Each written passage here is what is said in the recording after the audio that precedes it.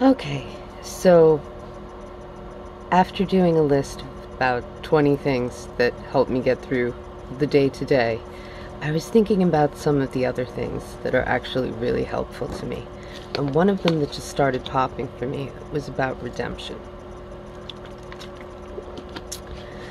I I think it's really important to believe in redemption, to be able to think that whatever we've done along the way, we can still repent and do good works and be redeemed in the way that we say, yes, but that's not the way I want to be living now.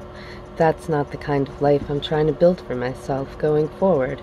And to really have a much clearer vision of what that life could be about, and what the priorities are around that, and to be so focused on that, that whoever you've been, whatever you've done, it becomes almost unhitched from it. It's the yes, that's the life I had lived. And then I realized that I had other things I valued more, and I had places I wanted to be in my life, and I made the moves toward that. I made the commitment to pursue that. And in doing that, there's an inherent kind of redemption to say, okay, but I'll shed this way of being in the world, this sense of myself, even this sense of values and priorities I follow in my life, and to really just step off into a new way of being, and through living that, and just filling it in more over time, I think is the idea. Not to get to a new but static state, but to actually be always kind of growing into that. And through that, I think that we can tip the scales, the karmic scales. And I'm thinking about all the people who I listen to in a day.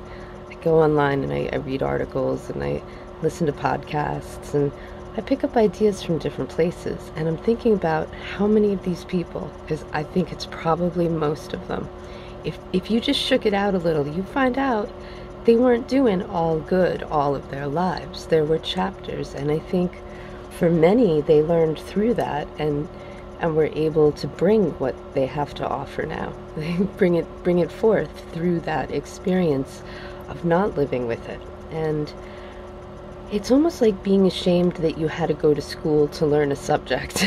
Like, that's the school, that's where you learn the subject, and you make mistakes. It's, it's a workbook. You're scribbling in the margins, and it's not perfect, but through it you learn. And when you graduate, you say, okay, now I'm going to take this knowledge out and apply it, and I'm going to live as somebody who knows this thing and can apply it and can make something of it. And I think it doesn't have to be a religious concept, although I think it's fairly prevalent in the world religions that there's some idea of redemption. But it doesn't have to be religious. It could just simply be the idea that we sort of take ourselves back, and we correct course, and we come back to where we say, okay, for whatever wrong I've done, how much can I put on the other side of the scale?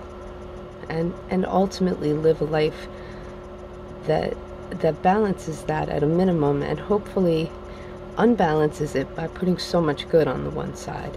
And I'd hate to think of the people I listen to, who I learn from, who I'm motivated by, or even inspired by, saying, oh, I didn't step up and do those things or share that knowledge because I haven't always lived a perfect life. Like, okay, but then what about all of the things that wouldn't have been put into the collective knowledge, right? That's a big loss. I've been fascinated by that. Like, how much do we lose that we don't even know about it?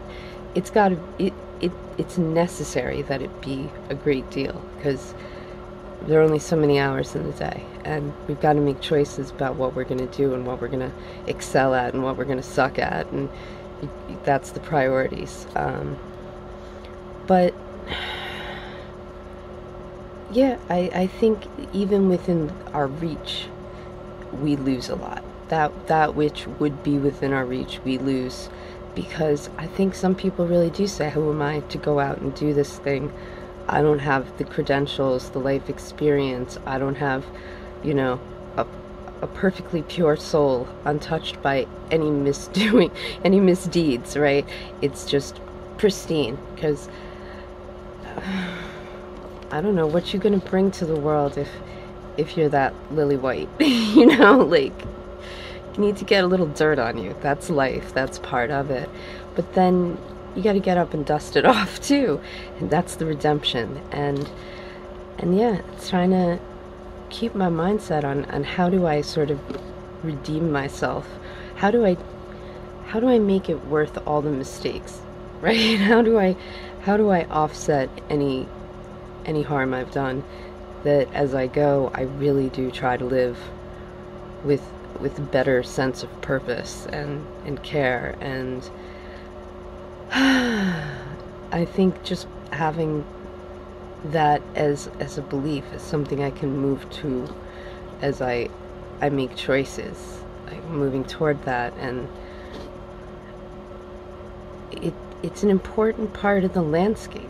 I take it for granted because it's just kind of always there. It's like an all-pervasive kind of force in this for me. But it really is important to say there is a point at which not only can we decide to make a break from who we've been and how we've lived, and try to bring something else forth that might be of greater value and benefit, but I think we really almost need to. I don't think we fully finish our natural maturation process, that at some point we don't turn and look at it and go, okay, that was fun, but ooh, what am I really doing?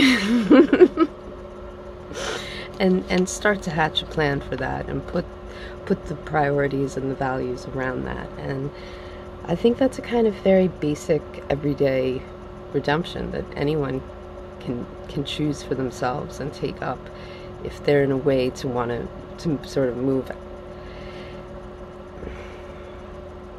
their mindset so that it's about not moving towards even a goal, but to say, I've obtained this thing and the work is to uphold it and to expand on it. I've got the company, now I got to run it, right? So it's more like managing a business at that point. So anyway, I've been thinking about redemption and realizing that it's always kind of running in the background for me, that I may be able to do more good in this world and live and learn, but do learn, right? So you've learned, now go live like that. And I'm trying. I'll report on how that turns out.